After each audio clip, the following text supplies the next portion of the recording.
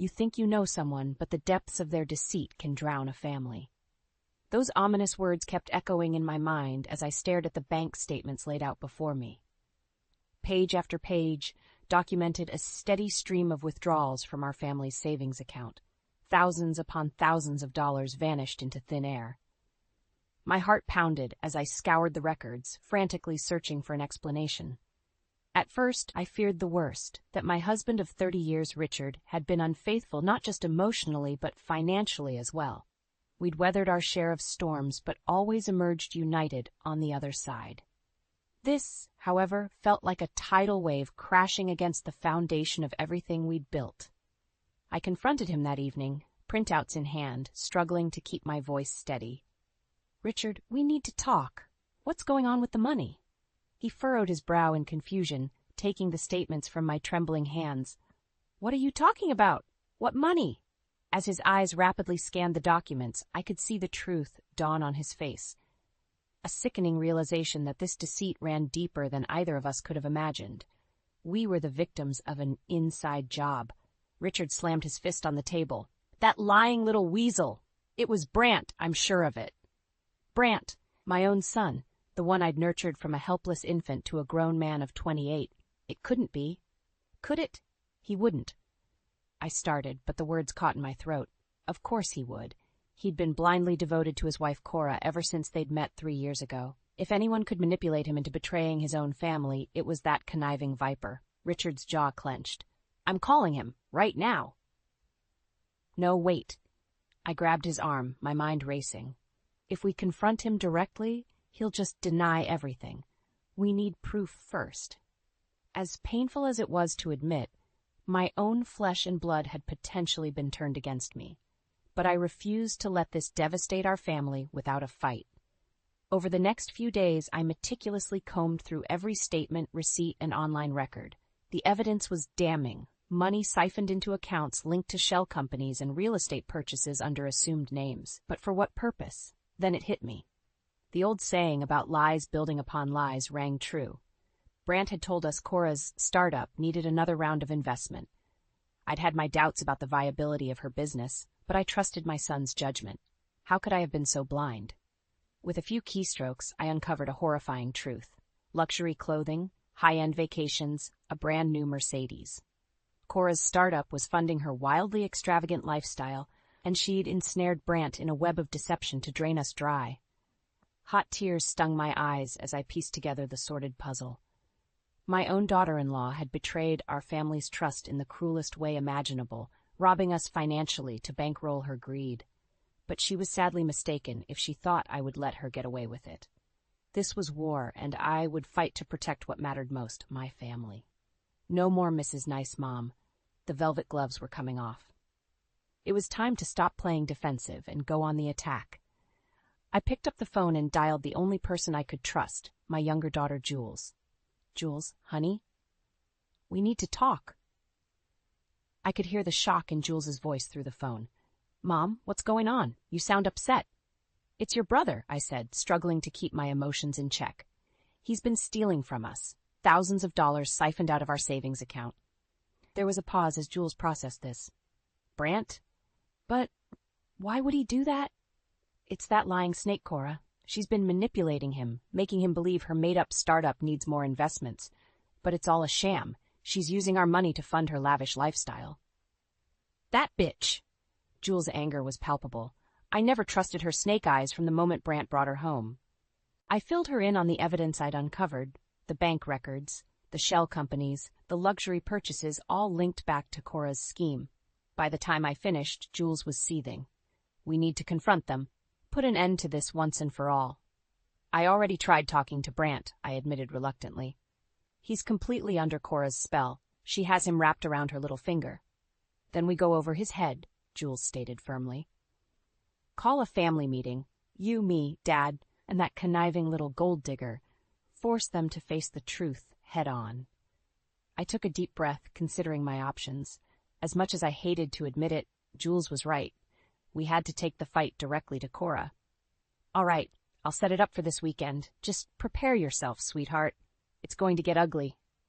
2 days later, we were all seated in the living room. a tension-filled tableau of shattered trust.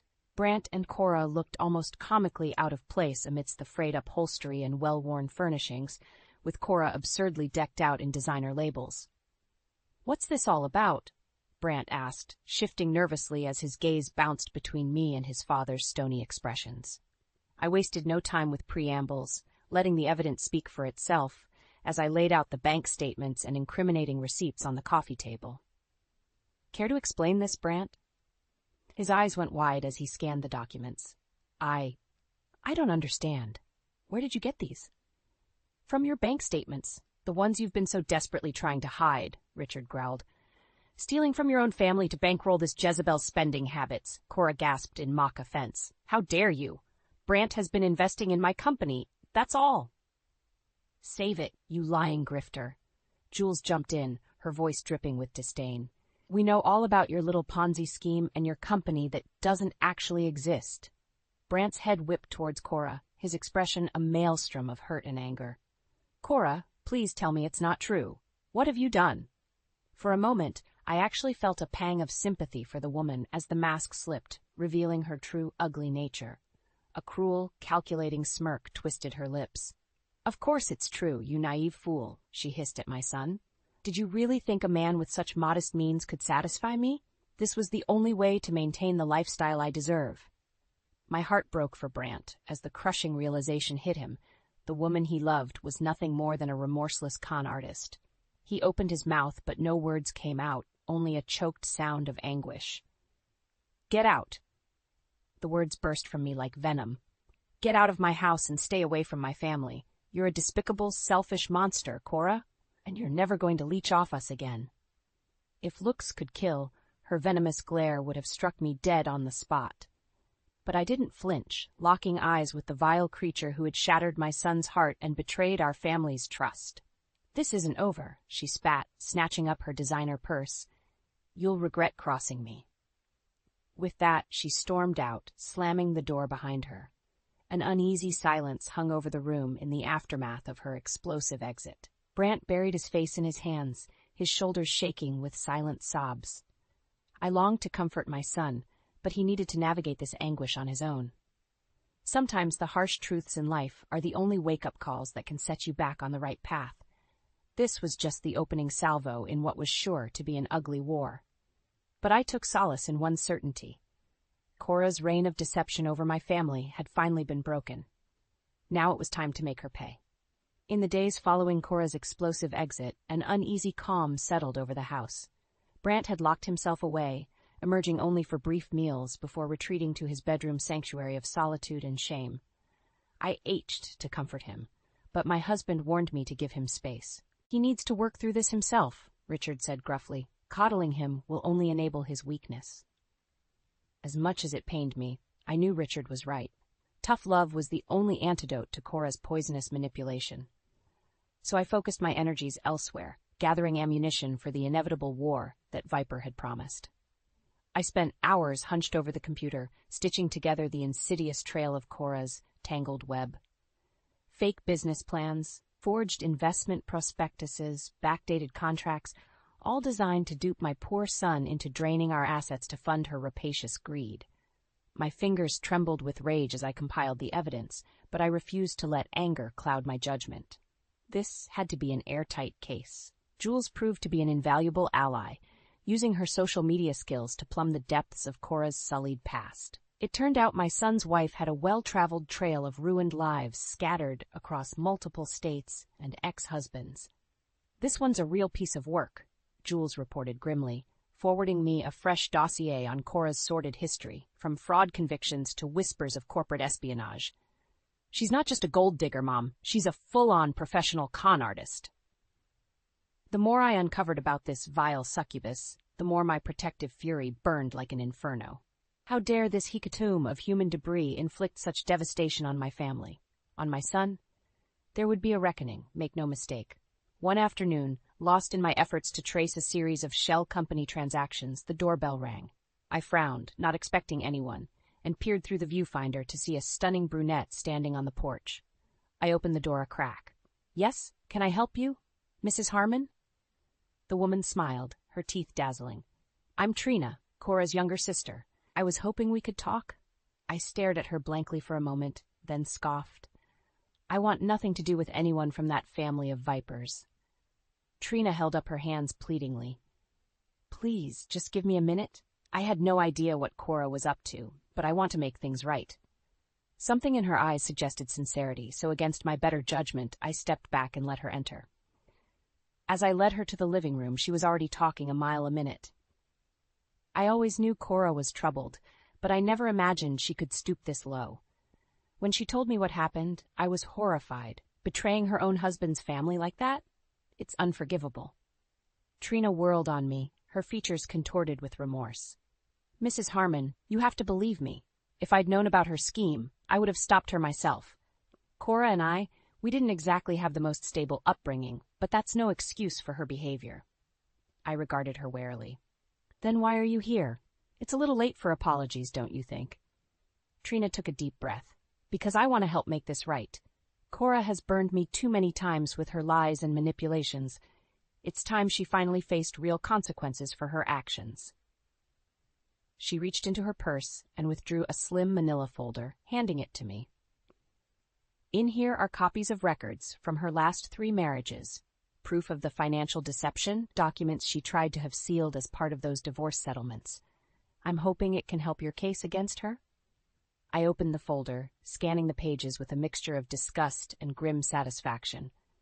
This was exactly the kind of damning evidence I needed. Why give this to me? I asked, eyeing her suspiciously. What's in it for you? Trina shrugged.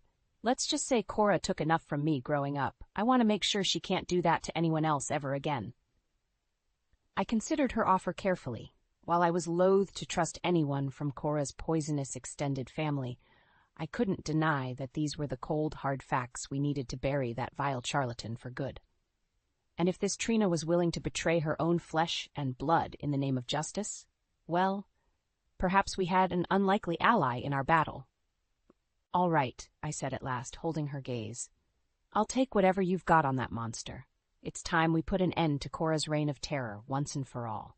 The die was cast. The war had begun in earnest. With Trina's damning evidence providing new ammunition, I felt a steadier sense of resolve. For too long, Cora had held all the cards through her web of lies and deception. But now, finally, the veil was lifting to reveal her true monstrosity. Of course, I had no illusions that this battle would be easily won. That conniving viper had already made it abundantly clear she wouldn't go down without an ugly fight. I braced myself for further retaliation as I waited for the next explosive grenade to be lobbed into our lives. It came sooner than expected in the form of my daughter Jules, who burst through the front door looking equal parts distraught and furious. "Mom, you're not going to believe this," she said through gritted teeth, thrusting her phone into my hands.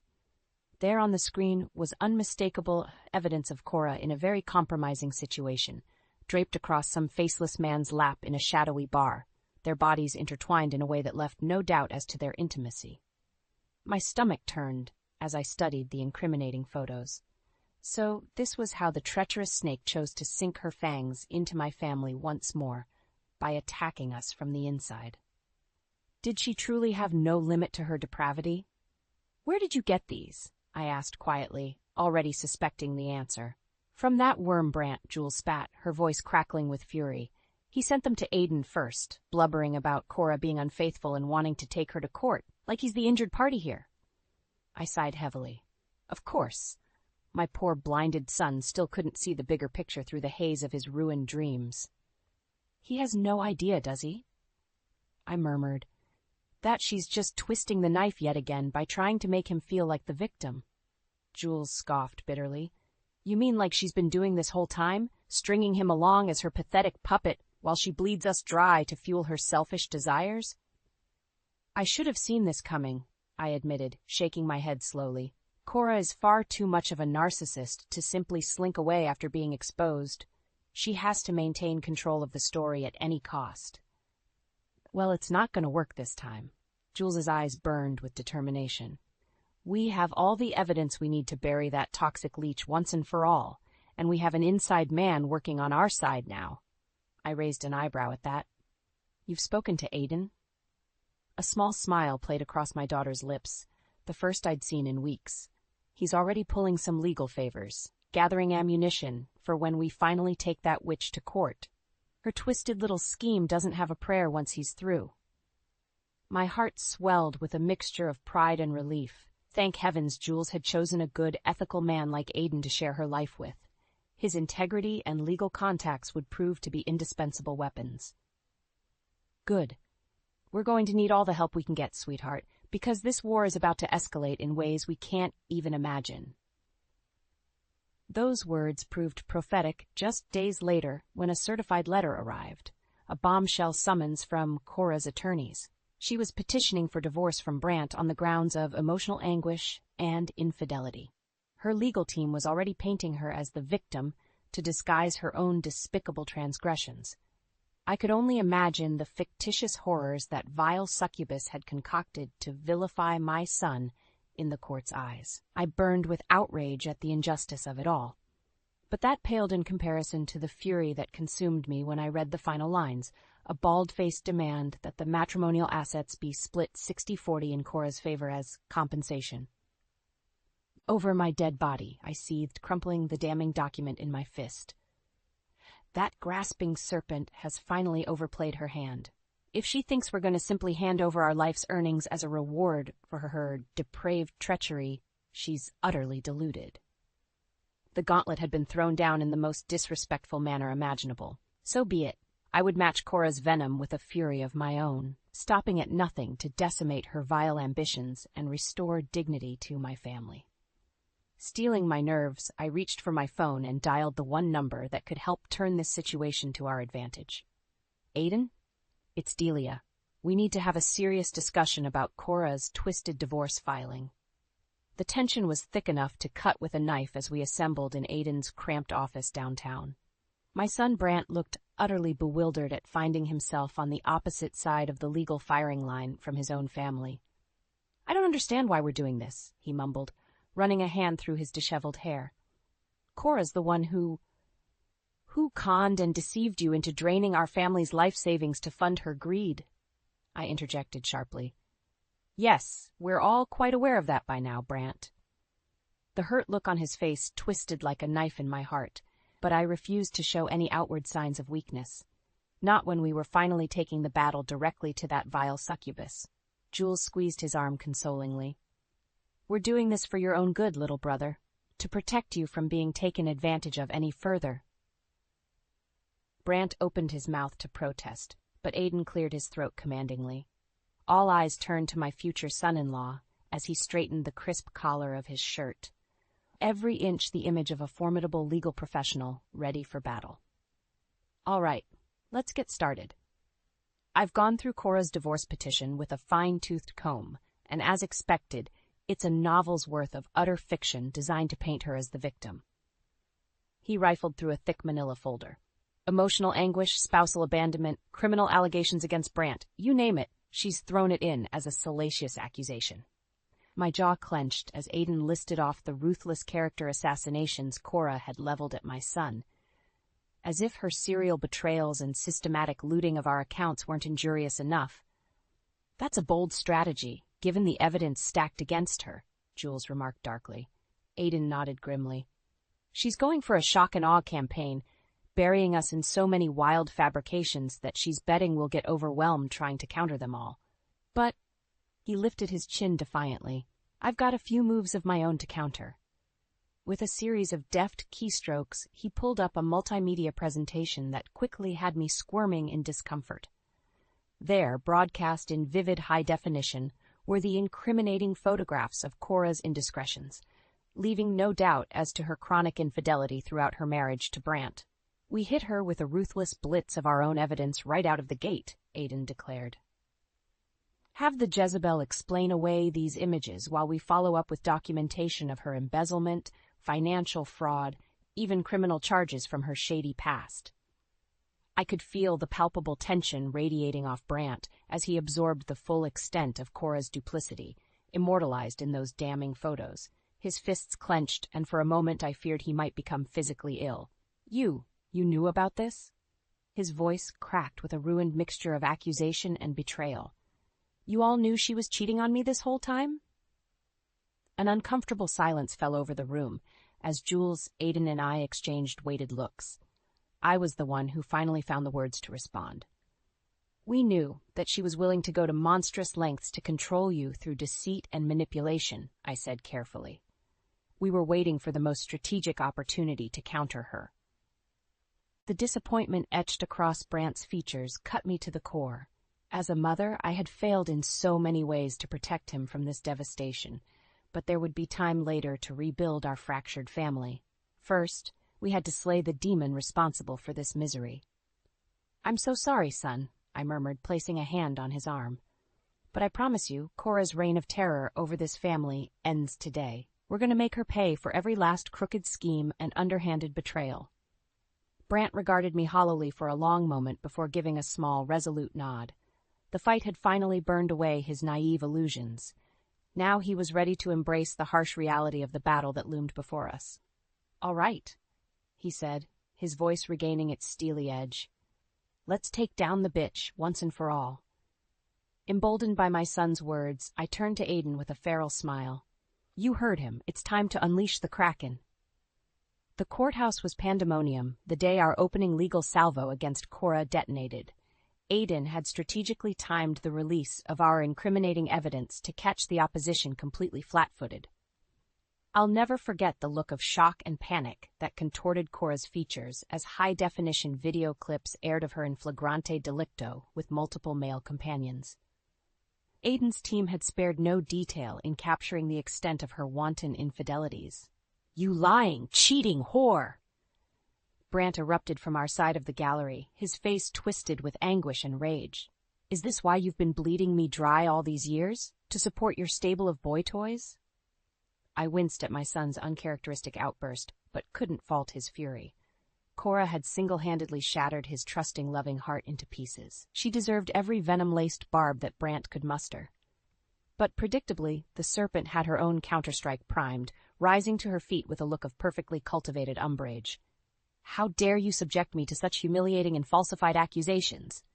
She swept a theatrical hand towards the incriminating videos, now frozen on images of her in extremis. These distasteful smear tactics might make for good courtroom theatrics, but they simply underscore the depravity and abuse I've been forced to endure throughout our sham of a marriage. A gasp rippled through the spectator gallery as Cora pulled off her next move.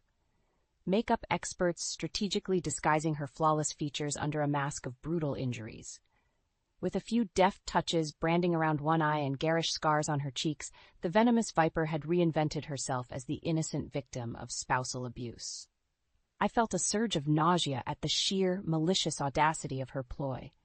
Brant Harmon is a dangerous, unstable man, a monster who carries the familial stamp of unrepressed violence. She jabbed an accusing finger towards our side of the court. Judge, you see before you today the tragic effect his sadistic tantrums have inflicted upon me, leaving me broken, destitute, and in constant fear for my very life.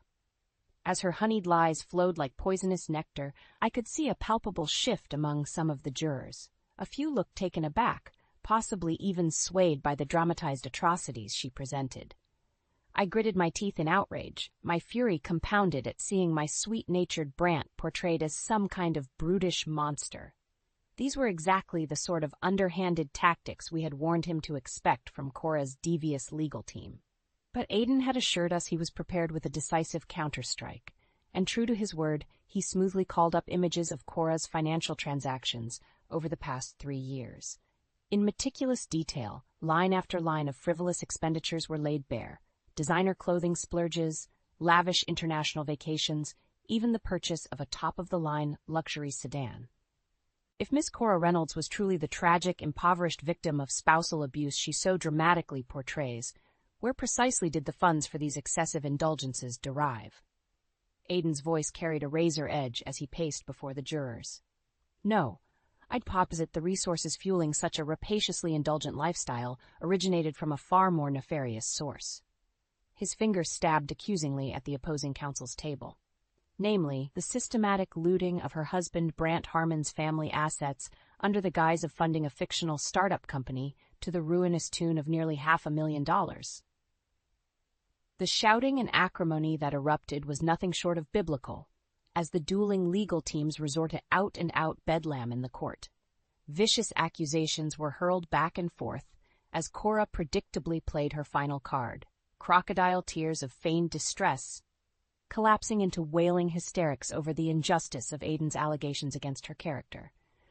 As the judge finally restored order by calling a recess, I caught Aiden's eye across the gallery.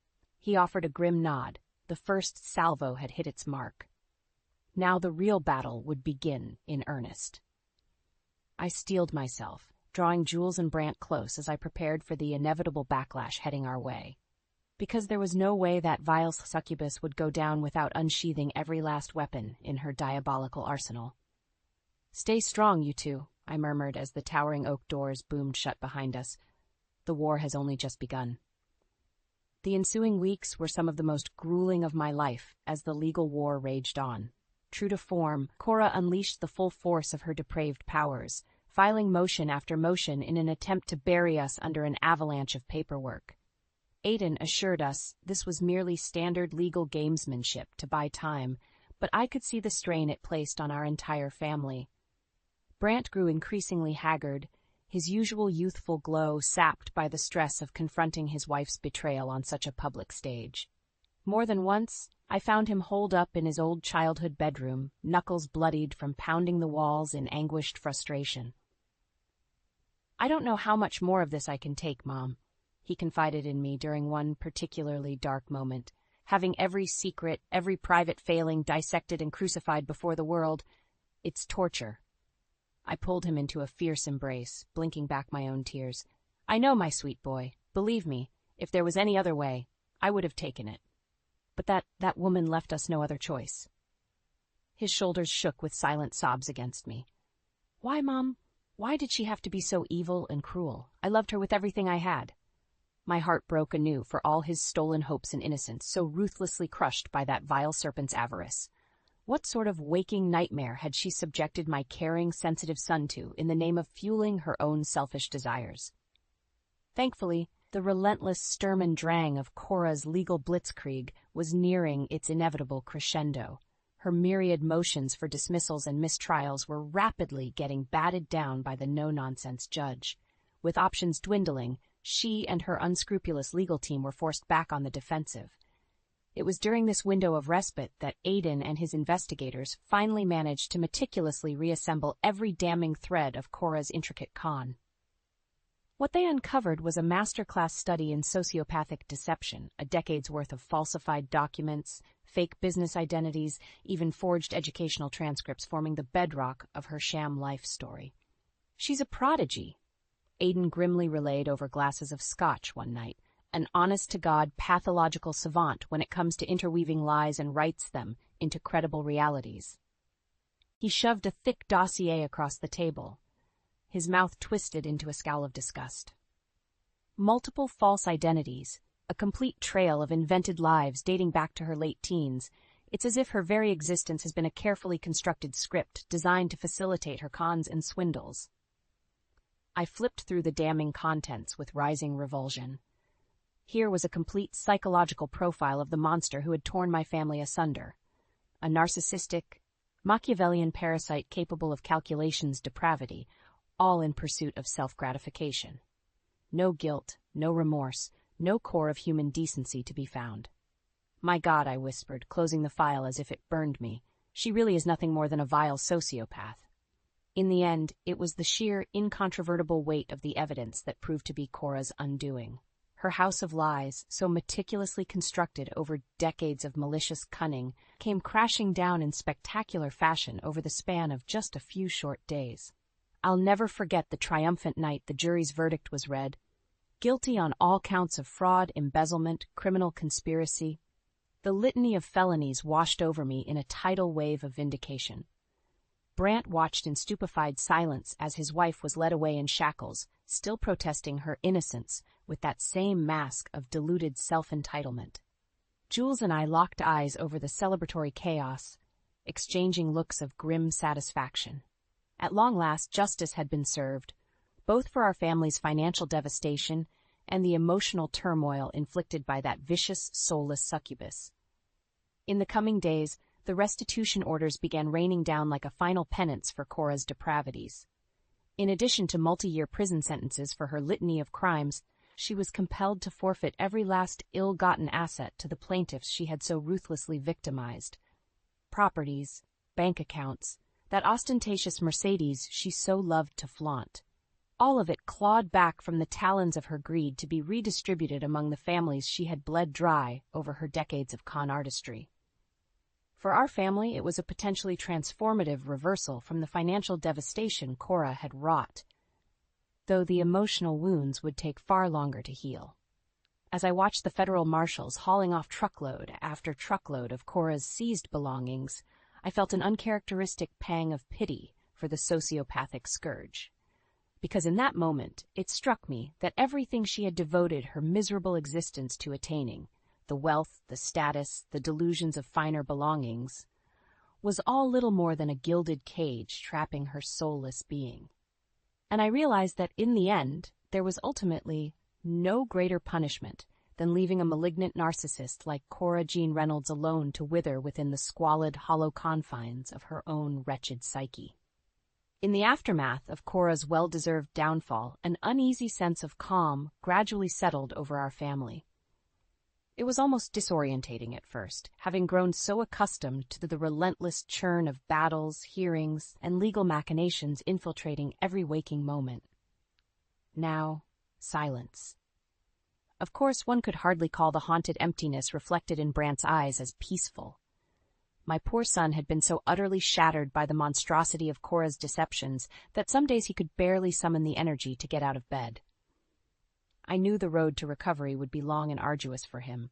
Having the unconditional loving trust in another human being so brutally eviscerated leaves psychic scars that fester for a lifetime.